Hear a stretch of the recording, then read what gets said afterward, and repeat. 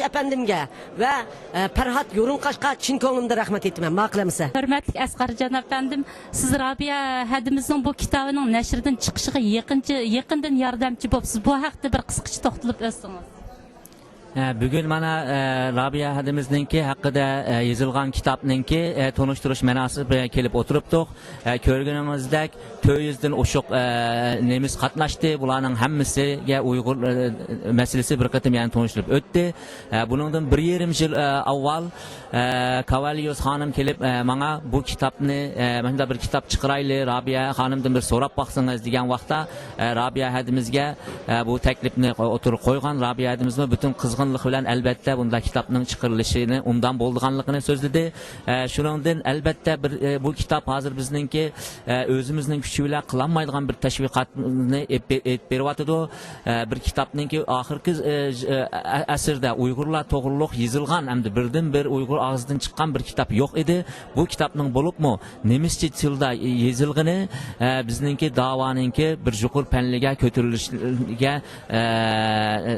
foydasi tegido. Bu to'g'riliq Rabia hadimizlar bo'lsin, yozuvchi xonimlar bo'lsin, qayta necha qatim ko'rashdik va bu kitobningki nima bo'lsin bizga qanchaki to'xtasi bo'lsin, hatto bizga bir iqtisodiy manfaat bo'lmasimi bu kitobning chiqarilishi uchun harakat qildik. Mana bugun shu qilgan harakatlarimizninki meyvasini ko'rib o'tiribdik. Bu kitobningki chiqilib setilishi bilan da'vomiz degandek yana butun dunyoda va Germaniyada ayrim bir to'nib ketadi. Rahmat sizlarga, rahmat. Rahmat Asqarjon efendim. Hürmetli İlyar efendim, yaxshimsiz? Bugün bu Rabia anımızınki hayatı aks ettirilgen shundaqla nemis yozuvchisi Aleksandra Klaus tarafidan qalamga ilinib yozilgan 430 betlik bu kitobning nashrdan chiqqanligining ochilish murosimiga hammamiz qatnashib turyapmiz. Bu vaqtda sizning olgan ta'sirotlaringiz qanday?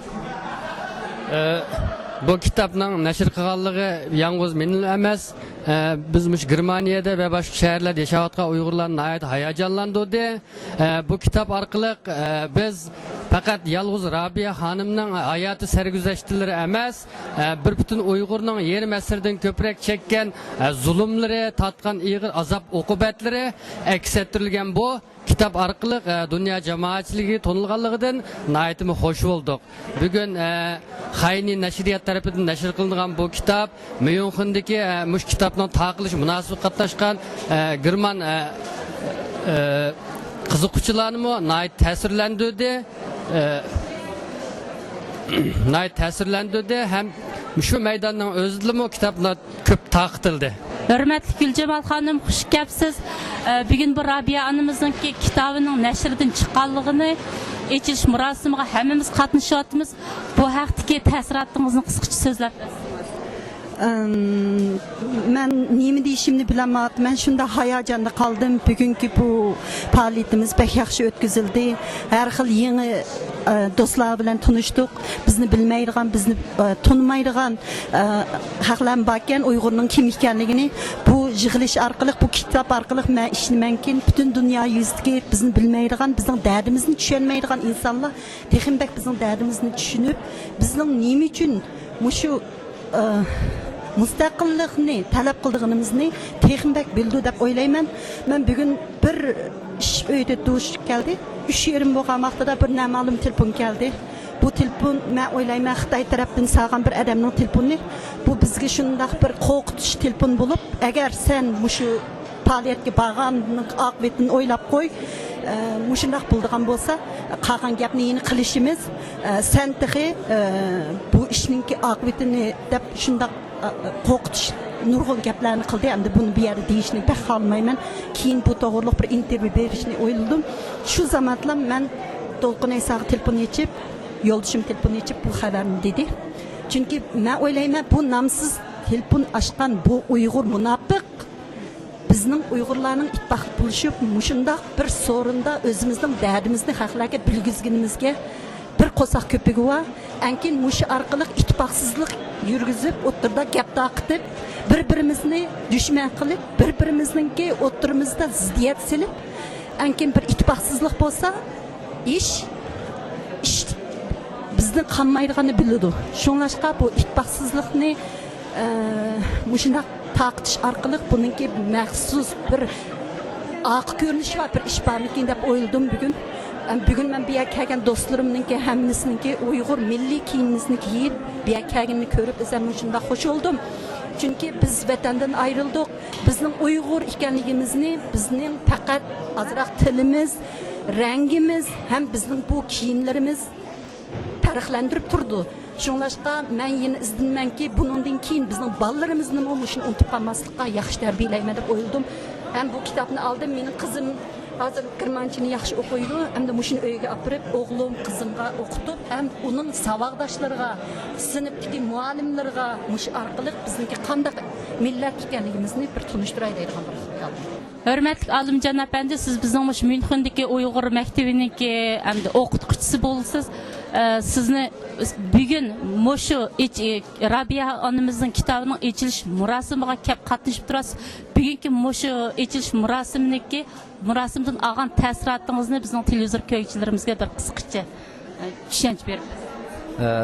Hürmetli Aygül Hanım, hakikaten ben bugün bu programa katlaşkanlığımızdan nahayet pek hayacanlanmadım. Bizning bu chet eldeki yani Avrupa'daki hareketimiz aslida aşu vatanimiz Şarkı Türkistan'da yaşayotgan xalqimizningki zulmini g'arbdagi bu erkin dunyoga anglatish va g'arb dunyosining g'alib dunyosi orqali Xitoy hukumatiga besim hosil qilish. Biz yangi kelgan vaqtlarimizda biz bu g'arb dunyosida hakikaten Uyg'urlarningki hakikaten bir tonup yetilmegenlikini his qildik ve bunu bazı çoğunlarımızın soğuğa vaktimizde ola bizge şundak degen edi.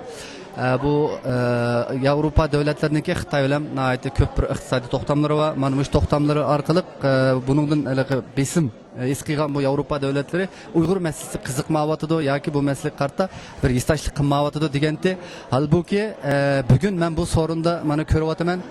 Mana bu shu zal liq to'libdi. Bularning ko'pchiligi Germanlar bu yerdagi Germaniyaningki parlamentidan Yeşiller partiyasidan vakillar kelibdi.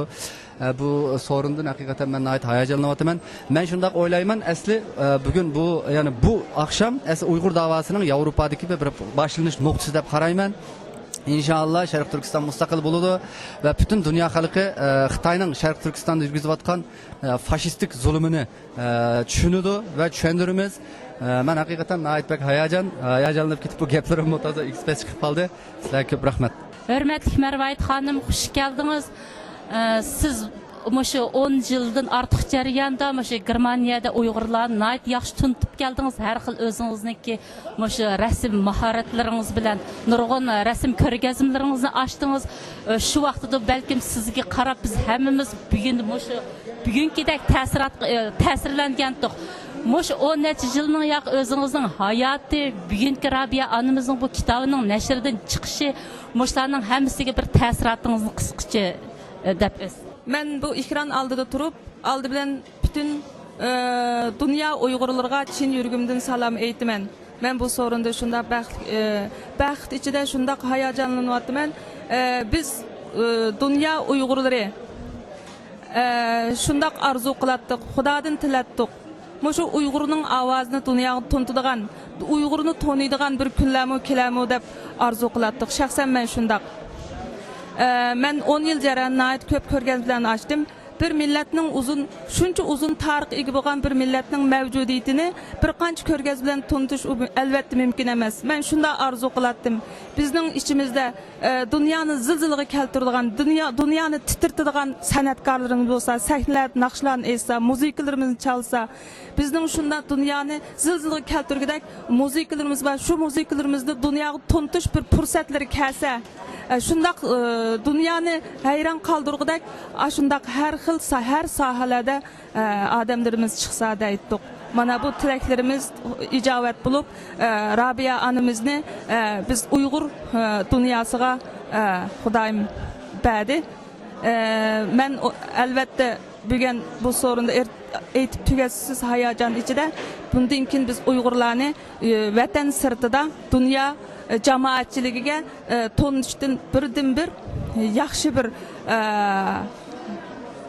sharoit yaratildi deb qarayman. Rahmat.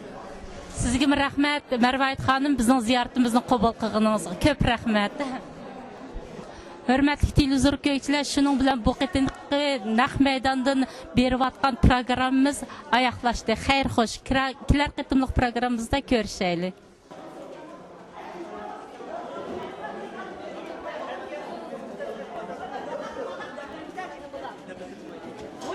Tamam.